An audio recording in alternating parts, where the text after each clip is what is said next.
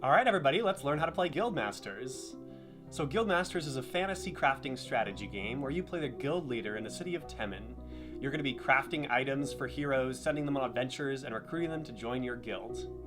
The goal of the game is to have the most prestige at the end of the Second Age when the king arrives in Temmin. So let's take a look at Guildmasters and how to play. Every turn you're going to take one action. You get to choose from either gathering resources for your guild, crafting items to send heroes on adventures, or upgrading your guild by hiring new workers and building new rooms. Let's look at the gather action first. When you gather resources, you can either take 3 of the same resource, or you can take 2 different resources. When you gather the resources, you'll place them in the storage space in your guild. Every guild starts with room for 5 resources at a time, and if you ever go over your limit, then you'll choose which resources you want to put back to get back down into your limit. The resources are metal, wood, leather, and cloth. There are a limited number of each resource. They might run out, and you can't get any more of that resource until somebody else spends it. There are also 2 special resources, magic and gems, but you can't gather these until you build the appropriate room. The second action you can do on your turn is crafting items for heroes. To craft an item, you're going to spend resources from your guild. So if I wanted to craft the shield for the hero, I would need 2 wood. I would spend the wood from my guild, and that will allow me to craft the shield, and when I craft the item, I get paid coins. I would take 3 coins for crafting the shield.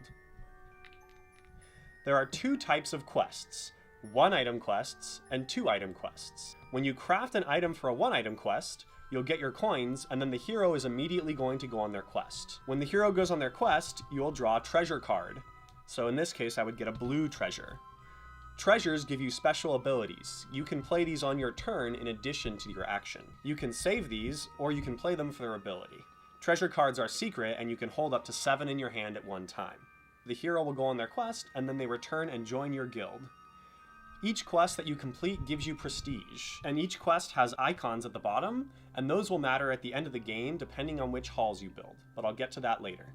The other type of quest is a 2-item quest, so this one requires a shield and a breastplate. When you craft for a 2-item quest, you could craft both items at the same time if you have the resources, but more often you're going to craft just 1 item. When you do that, you'll take your item sold marker, and you'll place it over the item that you crafted. You get paid coins right away, but you won't get the treasure or the quest card until the other item is finished. You could complete the other item later, or somebody else might actually finish that item. So if another player crafts the breastplate, they will get paid coins, and then the 2 players will split the treasure for the quest. But the player who was first to craft an item, they will get to decide which color of treasure they want, and the second player will get the other color.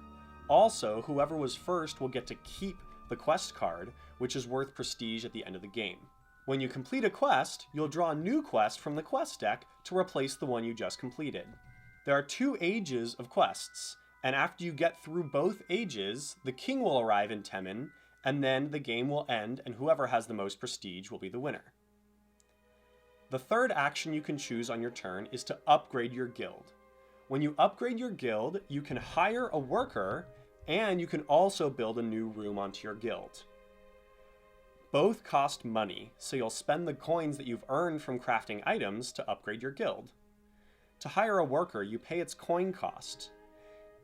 If you hired a worker at full price, you're going to add a discount to every worker to the right. If a worker ever gets discounted to a negative price, you'll remove it from the game. When you hire a worker that already has a discount, you will not add any more discounts to the other workers. After you hire your worker, you'll put them next to your guild. The seer will allow me to look at the top card of the quest deck at any time. When you finish hiring a worker, all the rest of the workers will slide down to the right, and then you'll draw a new worker card from the deck. You can also build a room when you do the upgrade action. Any of the rooms that are available are there from the beginning of the game. There is a stack of rooms over here for the chambers. You can build any of these rooms on your turn. So to build a room, you pay the coin cost. For instance, if I wanted to build the Magic Arcanum, I would pay 5, and then I would add this room and place it somewhere on my guild. The Magic Arcanum will allow me to gather the magic resource.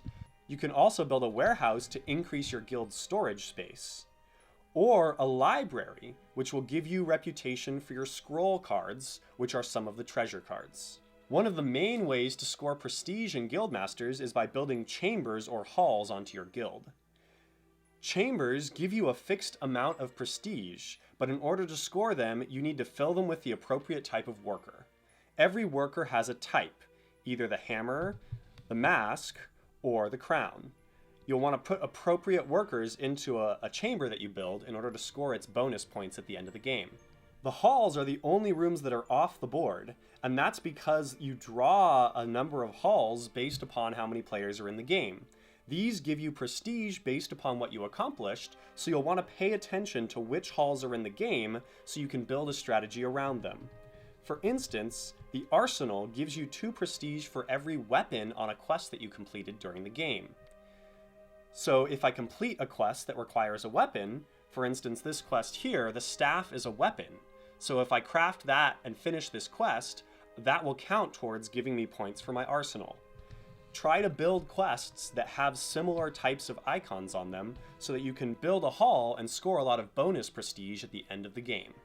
So those are the 3 actions you can choose from on your turn: gathering resources, crafting items, or upgrading your guild with workers and rooms.